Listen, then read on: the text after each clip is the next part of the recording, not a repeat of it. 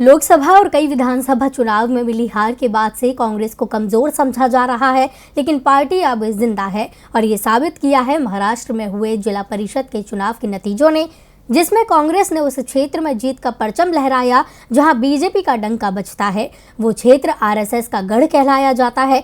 इस जीत के बाद आरएसएस की पकड़ ढीली पड़ती नजर आ रही है। देश में जब भी चुनाव होते हैं तो आरएसएस बीजेपी को जीत दिलाने में अहम भूमिका अदा करता है। आरएसएस को बीजेपी की रीढ़ की हड्डी कहा जाता है, लेकिन अब की बार बीजेपी को आरएसएस के गढ़ में ही हार का मुंह देखना पड़ा है।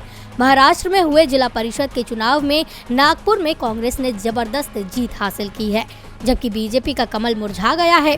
नतीजों पर नजर डालें तो यहां जिला परिषद की 16 सीटों में से कांग्रेस को 9 सीटें, बीजेपी को 3, एनसीपी को 2 और अन्य को 2 सीटें मिली हैं। पंचायत समिति की 31 सीटों में से 29 सीटों के चुनाव परिणाम आ गए हैं। इनमें कांग्रेस ने 21 सीटें, बीजेपी ने 5, एनसीपी ने 2 और अन्य ने 1 सीट जीती है।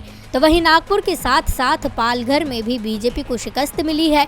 पालघर जिला परिषद की 15 सीटों में से शिवसेना ने सबसे ज्यादा 5 सीटें, बीजेपी और एनसीपी ने 4-4 सीटों पर विजय हासिल की है। 2 सीटें अन्य के कोटे में आई हैं। नंदुरबार जिला परिषद के उपचुनाव में भी बीजेपी को हार का सामना करना पड़ा है। यहाँ से उसे 3 सीटों का नुकसान हुआ। कुल 11 सीटों पर हुए उपचुनाव में बीजेपी ने 4, शिवसेना और कांग्रेस ने 3-3, एनसीपी ने 1 सीट पर जीत हासिल की। यहाँ महाविकास अघाड़ी की सत्ता स्थापित हो सकती है। वाशिम जिला परिषद की 14 सीटों में से सबसे ज्यादा 4 सीटों पर कांग्रेस, एनसीपी ने 3, बीजेपी ने 2, शिवसेना ने 1 सीट पर जीत हासिल की है। 4 सीटें अन्य के खाते में गई हैं। हालांकि कई क्षेत्रों में बीजेपी की हार होने के बावजूद जिला परिषद के चुनाव में बीजेपी पहले नंबर पर रही। वहीं पंचायत समितियों के चुनाव में कांग्रेस नंबर 1 रही, लेकिन नागपुर में मिली हार ने बीजेपी के जीत के रंग को फीका कर दिया है। अब सवाल उठता है कि क्या आरएसएस भी बीजेपी को जीत दिलाने में फेल हो गया? डीवी लाइव की रिपोर्ट।